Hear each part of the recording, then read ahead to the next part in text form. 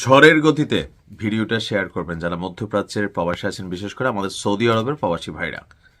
মাত্র 20,000 টাকায় বাংলাদেশে আসার টিকিট পাবেন এবং 30,000 টাকায় বাংলাদেশ থেকে সৌদি যাওয়ার টিকিট পাবেন। তবে এটা নির্দিষ্ট একটা সময়ের মধ্যে। আর এটা নিয়ে যেন কোনো রকম দুই নাম্বারই না হয়, আমরা সরকারের কাছে এটার দাবি রাখবো, যেহেতু একদম শেষ মুহূর্তে এসে আমাদের প্রধান উপদেষ্টা বা বিমান চলাচল সংস্থা বা আমাদের যিনি বশির ভাই আছেন, শেখ বশির ভাই, তারা এই ভালো একটা উদ্যোগ নিয়েছে। একটা দুইটা না, প্রায় 80,000 টিকিট। সৌদি থেকে যখন বাংলাদেশে আসবেন 20,000 টাকা, বাংলাদেশ থেকে সৌদিতে যখন যাবেন 30,000 টাকা। তো কখন কোন সময় এই টিকিটটা আপনি 20,000 এবং 30,000-এর মধ্যে পাবেন, ভিডিওতে বিস্তারিত বলছি। তবে কোনো দালালদের খপ্পরে পড়বেন না।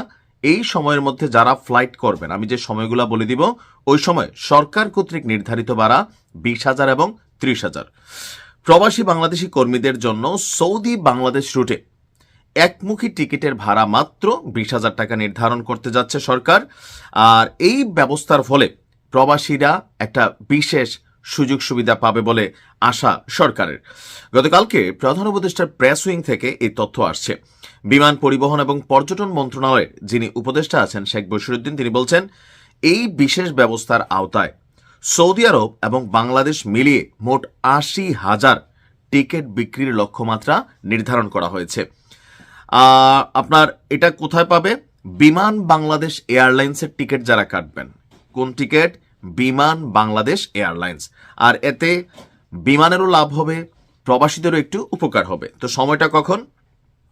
আমরা যদি দেখি, এই বিশেষ ব্যবস্থার অধীনে মদিনা টু ঢাকা এবং জেদ্দা টু ঢাকা রুটে, শব্দগুলো ভালো করে খেয়াল করবেন, মদিনা টু ঢাকা এবং জেদ্দা টু ঢাকা রুটে একমুখী সর্বনিম্ন ভাড়া নির্ধারণ করা হয়েছে 20,500 টাকা।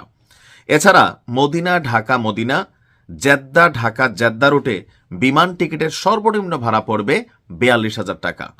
অর্থাৎ মদিনা ঢাকা মদিনা, সৌদি আরব থেকে ঢাকা আসবেন, ঢাকা থেকে আবার সৌদি যাবেন, মানে মদিনা যাবেন 42,000। জেদ্দা থেকে ঢাকা আসবেন, ঢাকা থেকে আবার জেদ্দা যাবেন, টিকিটের দাম কত পড়বে? 42,000 আপনার সমান। এই বিশেষ ভাড়া বাংলাদেশে আসার ক্ষেত্রে 18 এপ্রিল 2026 থেকে 25 মে 2026 পর্যন্ত কার্যকর থাকবে, অর্থাৎ প্রায় 1 মাস 1 সপ্তাহ।